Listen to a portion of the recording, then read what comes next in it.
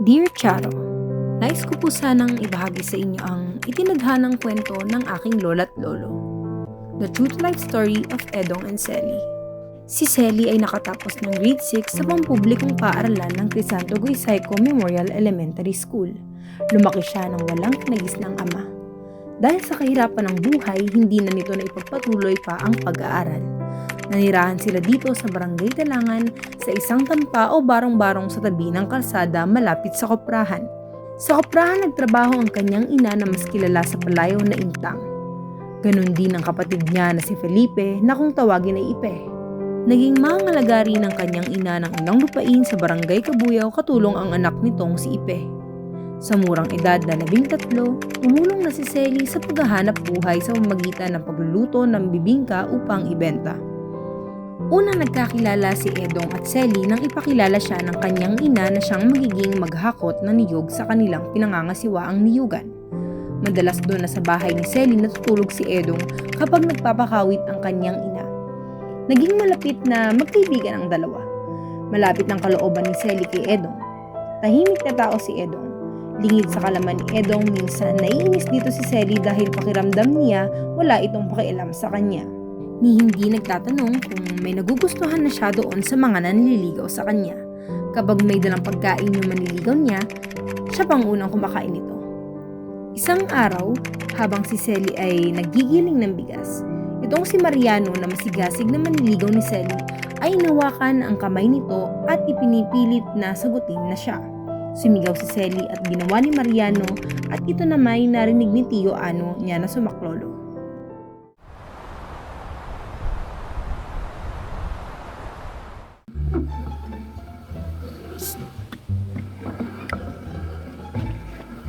Selly!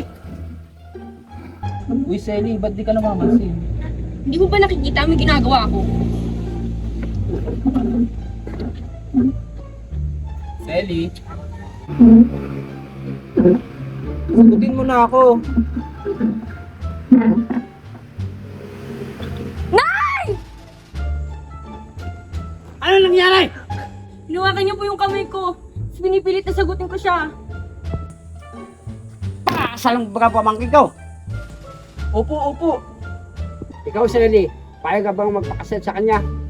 Takot na naisip niya na kapag di siya pumayag baka kung anong ipamalita ni Mariano sa ginawa sa kanya. Kaya't naggibit balikat na lamang ito at napasagot na lang ng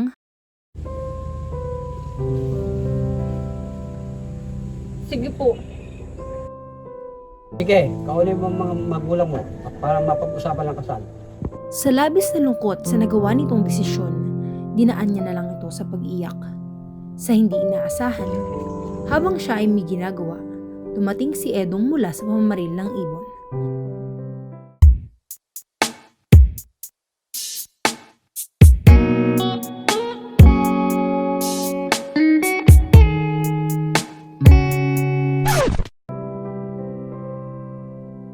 At tila napansin nito ang kanyang pag-iyak at nagbirong, Hoy! Mukhang naulan na. Dito ko pala. Upo ka. Mag-aasawa na ako. Gusto mo naman. Hindi nga eh. Ano pa magagawa ko? Gusto mo. Sumama ka sa akin. Sige. Anong gagawin ko? Ako yung una na sa bayan upang magpaalam sa aking mga magulang na ako'y mag-aasawa na. Doon, sa susunod na bus, kasumakay. Saan ako pupunta? Sa bahay namin. Hindi. Hindi ko kaya. Papakasal na lang ako kaysa sa sabihin ng iba na pinikot kita. Sige. Basta mag-aantay ako sa may simbahan. nagayak na ng gamit si Selly subalit yung sasakyan sana niyang bus ay lulan pala nito ang pamilya ni Mariano para sa pamanhikan. Marami itong dalang pagkain. Dahil doon, hindi natuloy ang pag-alis ni Selly. Pinatuloy ang pamilya ni Mariano at matapos magkainan, nag-usap-usap ang dalawang pamilya.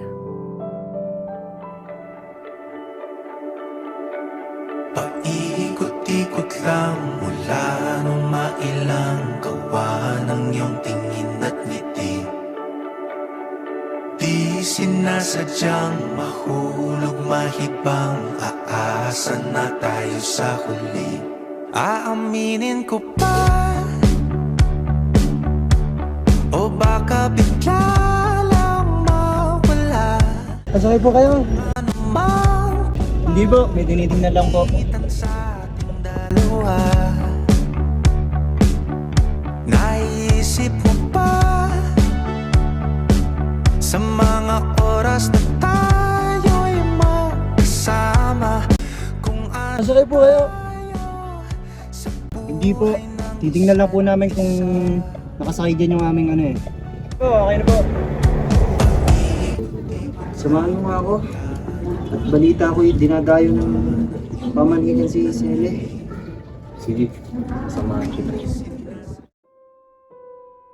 Magandang hapon po, kami po ang pamilya ni Mariano. Nandito po kami upang hingin ang kamay ng iyong anak si Selly. Ito nga po ang aking mga kapatid. Magandang hapon po.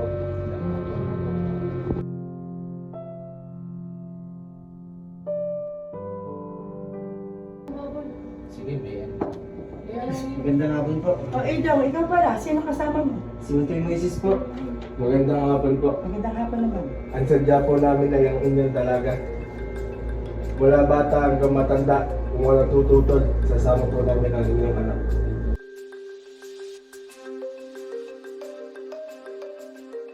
Teka, Araceli, sino ba talaga gusto mo? Si Idong po.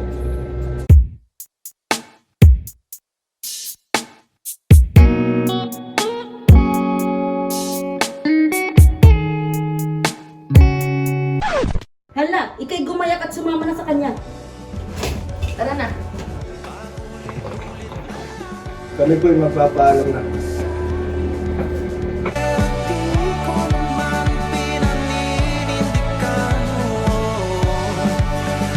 Palaging nagtatanong ang isip, paulit-ulit ko lang sinasabi. Ba't mo nga pala ako nilitas kay Mariano? Hindi mo naman ako kasintahan. Eh kasi naawa ako sa'yo. Naawa ka lang? Oo. Pero Eh di sana di mo na ginawa. Balik niyo na nga ako doon. Hindi. Kung tutusin, matagal na ako may gusto sa'yo eh.